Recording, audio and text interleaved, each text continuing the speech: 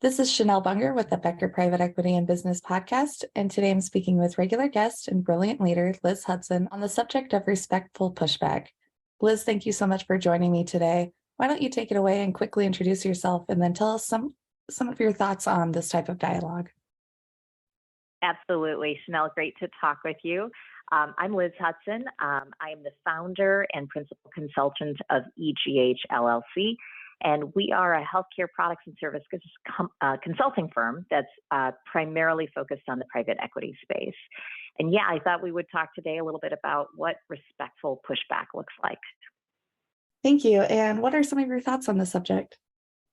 Yeah, so I think oftentimes when we are looking for establishing consensus, we're in a meeting, we're in a debate about a particular topic, we have a perspective on something, but in the effort of trying to get to consensus or trying to get along, we can lose our voice. And I think that's a dangerous area for us to get into. I'll start off with this idea that there really is great value in the debate. There's really great value in creating that sense of culture and that environment where we are collaborating really fruitfully. We're really engaging in good debate. My experience has been that some of the best ideas come from that kind of discussion. It's not just something that we should waddle our way through. It's not just something that we should tolerate, but I think it's something we should really encourage ourselves and encourage others to have that kind of really robust discussion. And oftentimes that'll end up in pretty heated arguments even, right, about ideas and methods. And I think what that tells us, what that shows us is how much passion and how much ferocity people have in the organization versus just kind of a passive interaction. So I think that's a good measure of the excitement of the organization. Just recently, I reread the book Good to Great by Jim Collins, and he talks a lot about these wonderful organizations that have gone from where they were before to the status of great. And he talks a lot about how important it is that those groups really got into it. They fought a lot about different topics. They were, he talked about them being red-faced and angry about things, but they emerged with something really powerful. And I think that's been my personal professional experience as well. When I think about different organizations that I've been part of, and especially now in my consulting business, I think the best solutions came from that kind of healthy debate or sparring. I think it's good to engage like that. I think it's good to listen to the opposing viewpoint and come out with something that's oftentimes, it's actually much better, synergistically better.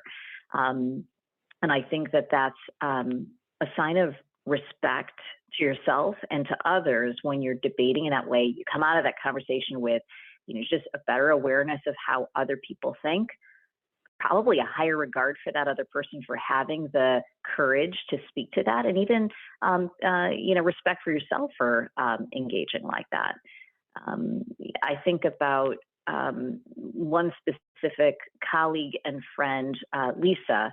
She and I have known each other for many, many years. And we have always had a lot of fun, both personally and professionally, just locking horns on deep ideas, our perspectives on how that goes. I think there are a lot of times that we walk away, in frustration, or why can't she see it my way? And she thinks the same thing about me. But as we stay in that debate and as we really push through those topics, I can see that we come away from it, we emerge from it much stronger. And certainly there are going to be times where we agree to disagree, but I would say that's a minority of the times because both of us are really aligned in our higher level goals and our values. And so it's just a lot easier to get there. And I think as we model that for others, we're creating a culture that just encourages that behavior, not just in words, but in our actions as well. Thank you. And I know for some people, it's kind of more difficult than others, particularly women, to find their voice in debating. Do you have any specific examples of how they can find that voice? Yeah, absolutely. I think that's a really important point. I think it's very easy, not just women, everyone, particularly if you're maybe introverted or a little bit more soft spoken. It's easier to default to what everyone else is thinking. It's more comfortable to agree versus getting into that debate. And you're absolutely right. Women in particular have unfortunately tended to shy away from being bold in that area. But I really think it's in that quieter voice, a lesser heard voice, that often has something really profound and brilliant to say. And I think if those ideas don't get voiced, I think we lose those great opportunities to get better and to think differently. My good friend and colleague Lowell often says to me, if you always do what you've always done, you'll always get what you always got, right? But so to answer the question that you're bringing about, what are some of those specifics in how to do that? How do we bring voice to the underheard? How do we bring confidence to that? Well, I think it comes down to a few different things. I think anytime you come to a conversation like that, whether it's a meeting, whether it's an email that needs to be scripted, however it is that you're going through that, I think you have to come prepared well.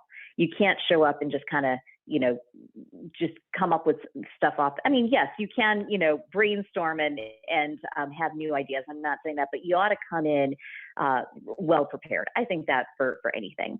Then I think it's important to share your perspective both with passion, but also with objectivity. I think if we start to get emotional, angry, tearful, whatever, I think we start to lose a little bit of our credibility. So I think passion is important. Objectivity is very important.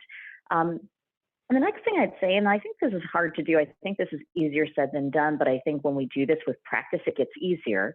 I think it's important to not be put off by the titles in the room. I think sometimes we walk in the room and go, oh man, that's the CEO, or wow, that's the vice president of sales, right? And you tend to just quiet your voice because clearly that other person must know better.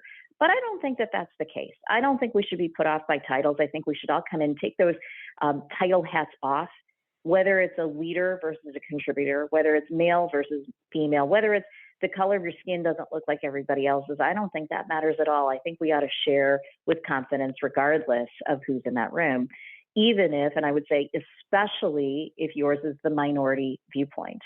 And then from there, as you prepare well, you're sharing perspective with objectivity, you're not put off by all these other people, I would say then stop talking and listen. Listen to the different considerations that are being brought forth. You might change your perspective. You might change it, you might adjust it, or it might affirm what you're saying even more so. But I think it's important to come in and not dig your heels and say, this is the only way to think about it.